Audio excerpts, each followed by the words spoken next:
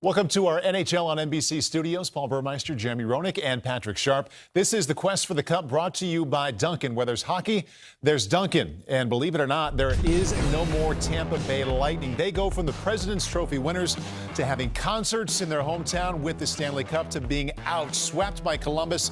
We'll get to the Islanders sweeping Pittsburgh as well. But the disappointment for what was the best team in the league, clearly in the regular season, and now they're just setting up tea times. Absolutely shocking. Nobody saw this coming. It's probably one of the biggest letdowns and disappointments that I've seen a team in history. I was trying to think back to when I saw a team like this lose in the first round. The only one I can think of is San Jose in '94 and Detroit. Detroit was the best team in the West, but 18 points behind them with the San Jose Sharks, and they beat them in the first round. The excitement that's been all through Tampa all year, the way that they ran through the regular season, everybody picked them to win the Stanley Cup, and then boom, a team that showed that they are playoff savvy, wanted it more, competed harder. The Columbus Blue Jackets won their first series ever in dramatic fashion. It was unbelievable to watch. And the Lightning are left searching for answers. It was an incredible season to watch Tampa Bay just steamroll everybody else in the league throughout the course of the regular season, but with 0 playoff wins and a first-round exit. Man, that's how this season is going to be judged and remembered for a long time. We saw the highlight there on the tape of the Stanley Cup being at the building for Game 1. Right. As a player, if I'm on that Tampa Bay Lightning team, I don't want that Stanley Cup anywhere near me until we win it in the Stanley Cup Finals. Otherwise, it's disappointing. What a long summer. Right? Yeah, this happened to me in 1991. I was with the Hawks. We won the President's Cup trophy. We lost to the Minnesota North Stars in the first round. It's when I got hit with a hot dog in the head by a kid, threw a hot dog at me. So not only to add insult to injury, I had to wait a whole year to get back to the playoffs, where we had to run to the finals. Was that during the game? After the game, a kid threw a hot dog, hit me right in the head, and then I had to wait a whole year to try to get back there. But the disappointment and the embarrassment of winning this President's Cup trophy, everybody talking about the Hawks winning the Stanley Cup, then you get hit with a hot dog and you have a long summer. It was awful. It was awful. Awful. Before he talked about the hot dog, Sharpie, he mentioned that Tampa Bay had run through the regular season. Columbus really ran through them, almost dominated that series, outplayed them from start to finish. A completely different regular season for the Columbus Blue Jackets. They have a great team. I think they're built for playoff hockey, but it was a struggle for them to get into the playoffs this year. They added up a bunch of players at the trade deadline. It took them some time to gel and figure things out as a group, but once they got in the playoffs, they've been fantastic. And a big key to their success is their Russian goaltender, Sergei Bobrovsky. He's been fantastic. He's got a lot of help in front of him, but here he is at the start of the series. This was Game 1, trailing 3-0. Tampa Bay doing everything they wanted to do to start the series, and Bobrovsky keeps the score at 3-0, allows Columbus to get back in the series. Bobrovsky was there. No bad goals went in, JR. And you know as a player that when you see those goals that should be saved hit the back of the net, that can be deflating as a forward, as a defenseman. Bobrovsky was there to shut the door. He made some saves that he shouldn't even have made. And credit to the Columbus Blue Jackets defense in front of him, clearing the net. Take a look at Captain Nick Foligno. You'll tell me he doesn't know the value of Sergei Bobrovsky to his team. He was a big player in that first-round playoff series. The Columbus Blue Jackets are going to count on him even more going forward. No question that second period in Game 1 made the Columbus Blue Jackets believe that they can win this series. And it was a turning point. It gave Bobrovsky all this confidence moving forward.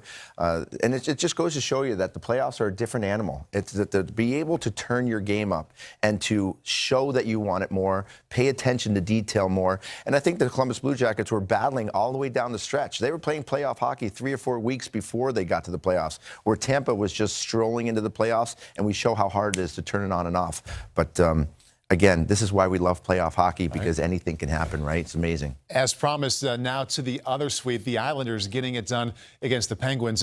They were the higher seed, JR, so I guess it's not an upset that they won, but the way they did it in 4 games, really impressive. It was impressive, but it wasn't as impressive as obviously what Columbus did, because the Islanders have proven all year that they are built now for a playoff run, because defensively they are so good.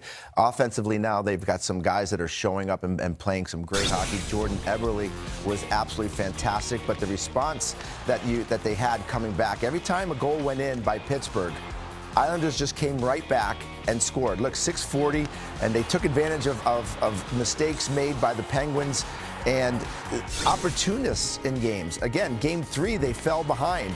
But like a good team is supposed to be in the playoffs, you can't have emotional highs and lows. You can't react to a goal scored against you. You have to come back and continue to play the system that is drawn out for you. Barry Trotz did a great job of instilling a system that stressed patience. Again, another goal, game 4. They come right back a couple minutes later and they put the puck in.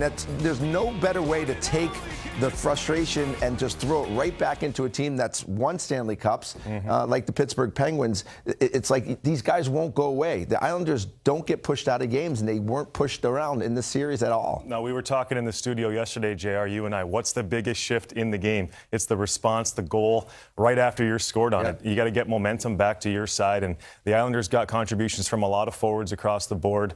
Most noticeably, Jordan Eberle. He stepped up in a big way in this series. I thought he scored timely goals. He wants to erase the memory of that poor performance for the Edmonton Oilers a couple of years ago. He's silenced his critics through the first 4 games, scored in every single game. I thought Mike Barzal really backed off the Pittsburgh defense with his speed through the neutral zone. They were playing on their heels, Pittsburgh was, all through this series. Whenever Matt Barzal was on the ice, Josh Bailey scored some timely goals, and Brock Nelson, what a series he had. Awesome. So these are names that we weren't mentioning as offensive weapons at the start of the series, but they proved themselves through the first 4 games. The Islanders had the right response on the ice. As for the verbal response from the team that got swept, the Penguins, here's a pair of their leaders, Sidney Crosby and Mike Sullivan.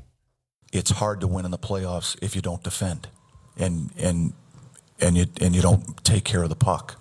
And I think that's the lesson learned. Is we've got to be committed to playing a team game. Playoffs is about execution and limiting your mistakes, and we didn't execute well and made a few more mistakes than they did, and I think personally I've got to be better. I got to find a way to produce and contribute and find a way to help us win, and I didn't do that, so it's disappointing.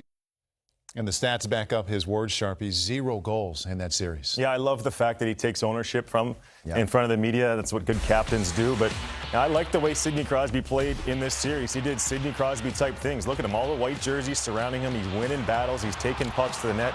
Didn't get a whole lot of help from his line mates throughout this series.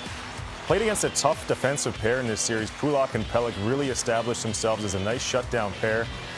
Crosby does what he does out there. He fights off checks. He sets up his teammates. He takes pucks to the net. This one goes off the post and out. It was that kind of series for the Penguins' top guys. Left shaking their heads, trying to figure out what happened. Sidney Crosby's not very often that he goes through a whole playoff series without a goal. I still believe he's a guy you want in your team in key situations, but this wasn't his year, no question. Arguably, he plays the hardest minutes in the National Hockey League. Unbelievable. I mean, for the punishment that he gets, I don't think he had much help from Malkin this playoffs. He just seemed to be uninspired, which surprises me a lot. But I do like the way his accountability, and he says he puts it all on him, and that's why he's been one of the best players, if not the best player in the world for the last decade.